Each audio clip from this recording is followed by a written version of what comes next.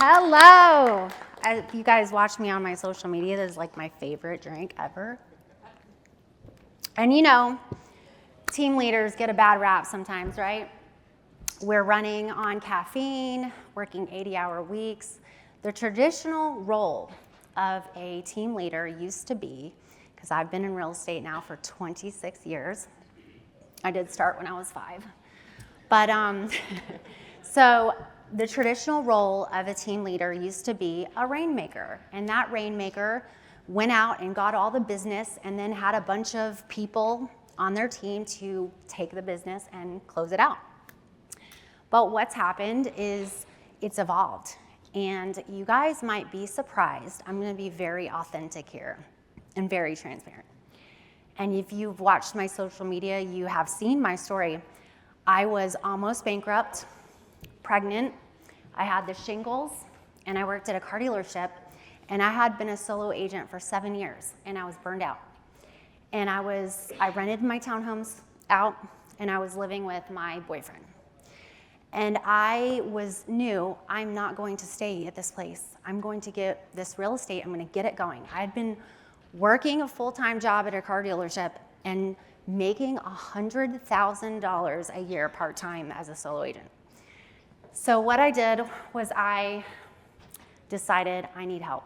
I need to scale this. I need to get out of this. I'm about to have a baby. And if you guys are moms and you're in the room, you know the fear that you have if you're going to have a baby and you do not want to be working 80-hour weeks. So what happened is I hired, just like all the other team leaders that probably have followed along my path as well, is I found out that I could hire my friends and my family. Yay. Let me tell you how that worked out. So I ended up firing all of them, and I was a horrible person because I was the slave driver, and I was holding people accountable, and I was expecting my attitude and my drive and energy in everyone else on my team. Lost a mic. So when I tell you, my talk today is more about that you have to learn, if you're going to decide to be a team leader, you have to learn how to be a coach and a manager. And you have to manage the expectations that they have of themselves. You cannot want it more than the people that you are coaching on your team. Just because I can close 45 transactions doesn't mean all the team members are each going to close 45 transactions. So I had a hard lesson to learn. I had to learn I can't expect me out of them.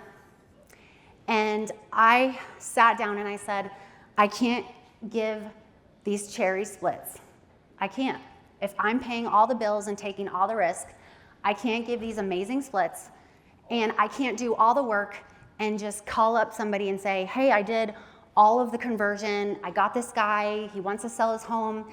It's a done deal. Go get the listing paperwork signed and go get the signs ordered. I could farm that out. I realized later I could have 5 assistants. These people need structure and accountability to go out and get their own business and fish.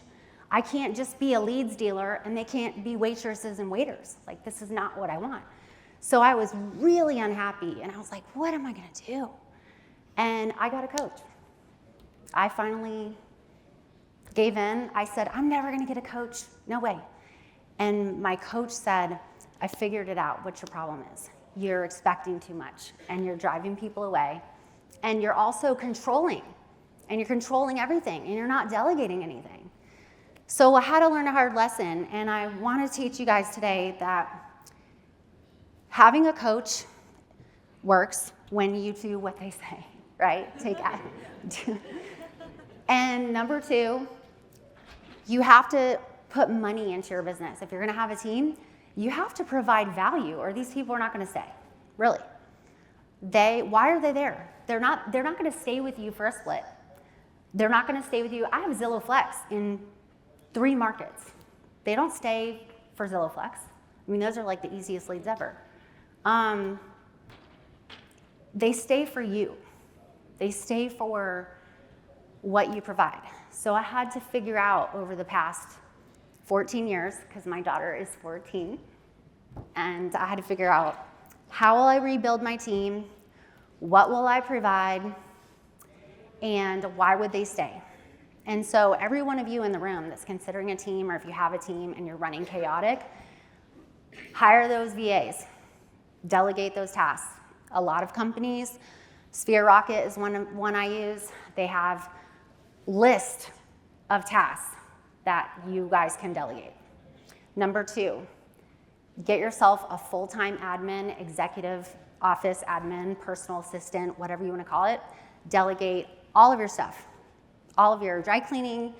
I don't go to the grocery store. It's all ordered. I want to be available for my agents to train them, coach them. We have trackers, just like a couple of people that came on the stage before me. We have Excel sheets, Google Sheets. It's that simple.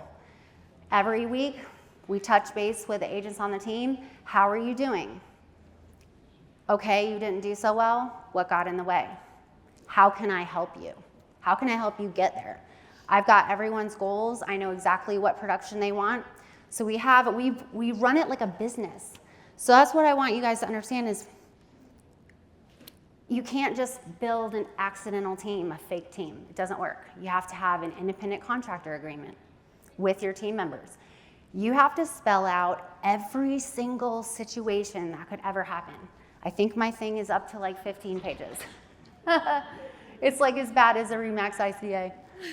So I literally gave you guys in the QR code on the top a whole bunch of these resources for free that I've had to create with a coach over the past 14 years.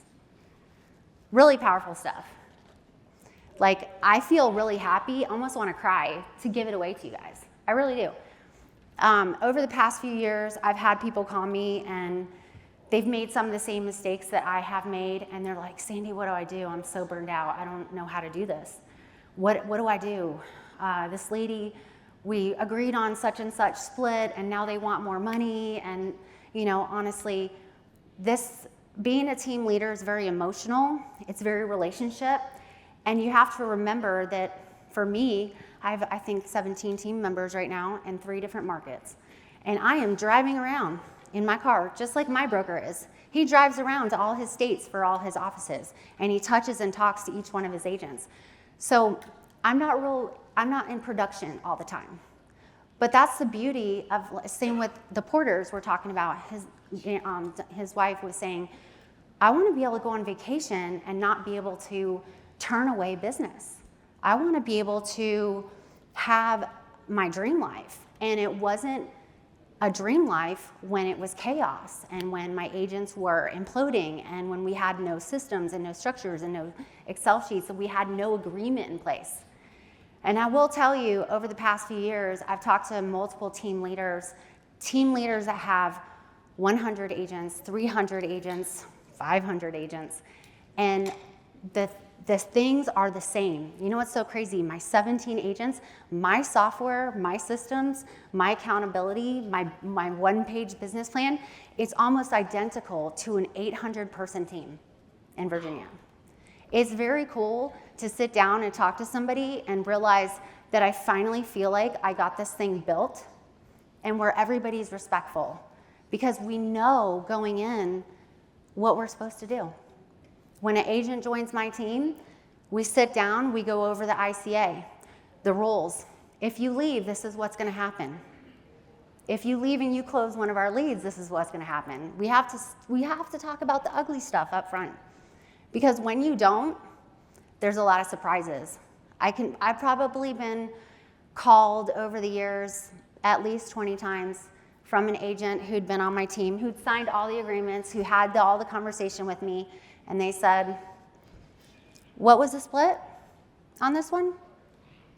I forgot. What was I supposed to do when the lead comes in? I mean, all the systems and the training don't matter if you're not going to hold them accountable to actually doing it. You can't turn on leads if they don't know how to convert it. I found out very quickly I've been in disengagement with Zillow probably 15 times. So we have a company meeting, we talk about what everybody is doing. Are we doing the right things? Are we doing the wrong things? So what I wanted to tell you guys today is really lean in on management coaching. If you're going to be a team leader, or if you're running a team and it's really chaotic and horrible, and you're not having a good time and you're not loving it, and you're not able to get away, you're not able to go on vacation without looking at your phone, get a coach, get some follow-up systems, get a CRM, get everything in Excel sheets, and book appointments with every single one of your team members every week until you clean it up. And if someone is not adopting to your culture, they gotta go. And it's just business. If you guys have been watching my social media, you have seen when I've told people it's not a good fit, they can go out and paint you in a very bad light. It's not fun, it's not pretty. But I am building my dream business for me, and if we're not a good fit and we're not in alignment, it's not meant to be. So you have to be okay with that. But here, I had on the screen, well, it went away. On the bottom is my blank card. It should have all my socials. I post a lot about being a team leader and my experience and the rough parts and the good parts on my Facebook and my Instagram. Some of it's kind of entertaining. I do love this drink, by the way, so if anybody wants to send me some. But anyway, that's all I have for today. I really appreciate you guys listening to my TED Talk. This was really fun, and I was really, just really happy that you guys picked me, so thank you.